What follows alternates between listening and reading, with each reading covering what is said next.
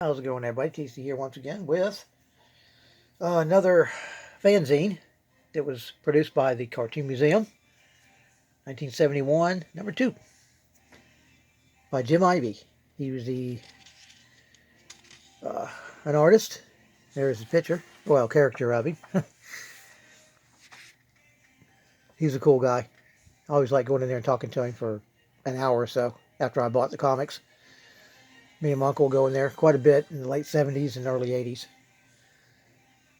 But he came out with this fanzine, and I don't remember this fanzine, or this, yeah, I guess you call it a fanzine, at the time. But I know it might have been that it was discontinued by the time I started going in 78, 79, because this started in 71, and all I've got, and all I've seen are 8 of them total.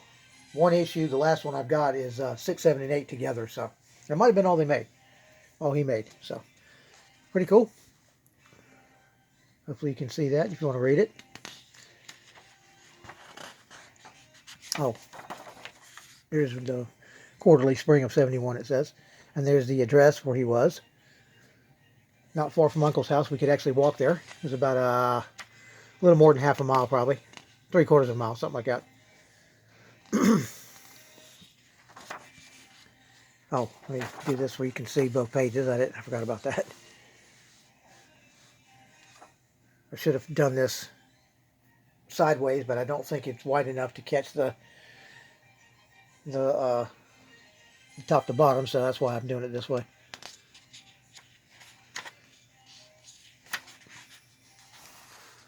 And here's the other, page 3.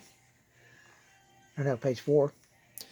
A lot of these, I have no idea about these comics. These are really old. It's mostly comic strips he does in here. He shows the old stuff and the stuff that he had plastered all over the walls, original art.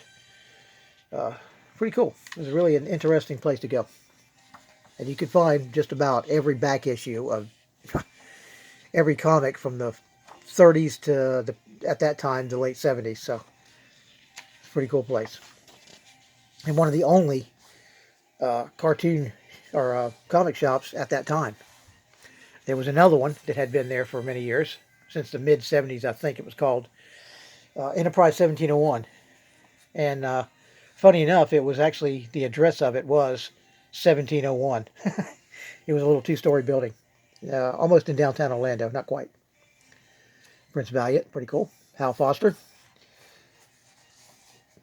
Prince Valiant comes to Florida. I do remember these being in the Sentinel, the Orlando Sentinel.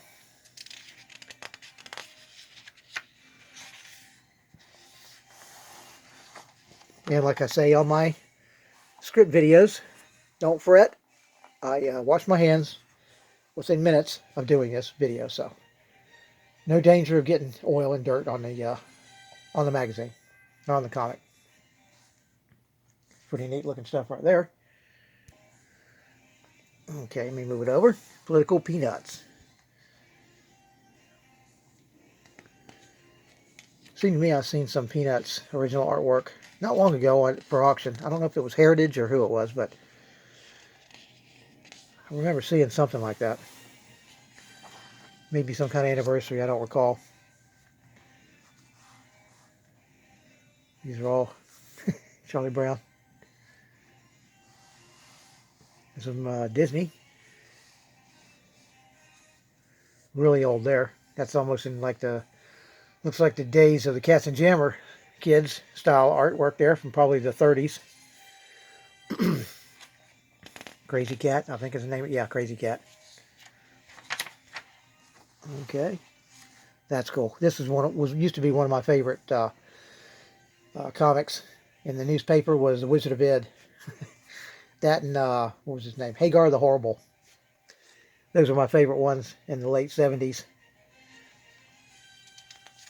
when I was a kid, teenager.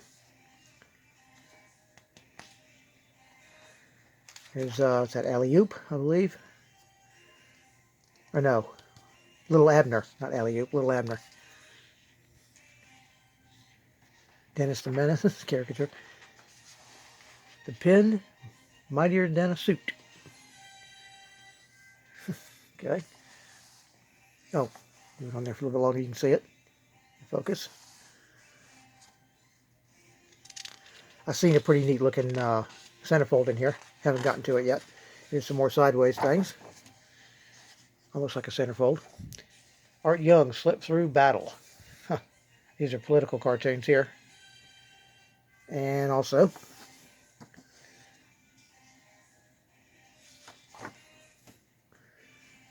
Art Young. Don't know that artist. Like I say, most of these are really from way before my time. Especially the political cartoons.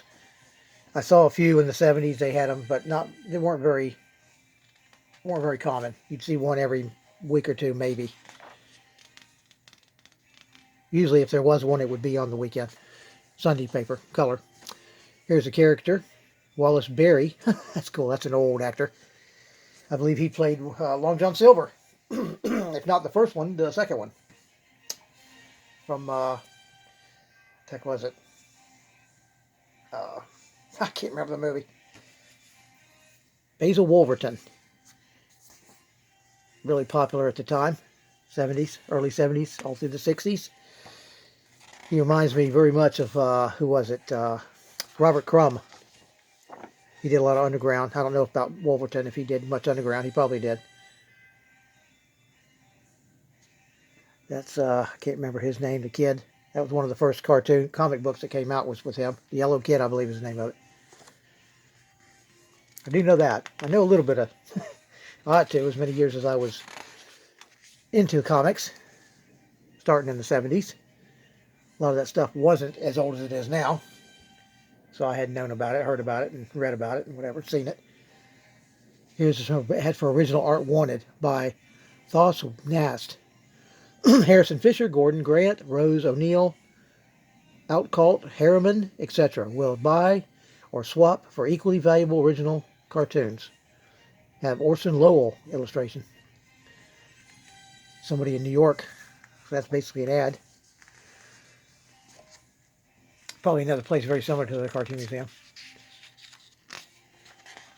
Oh, here's some more centerfold deal going on here. Sorry about that. This artwork looks familiar. Ah, Cracked Magazine. I have a huge amount of those. Don't have them all, but I've got pretty much all of them from the 80s and the late 70s. And I actually bought, I don't know how many. I don't think I got number 1, but I got number 2 through 10, I think, from Ivey.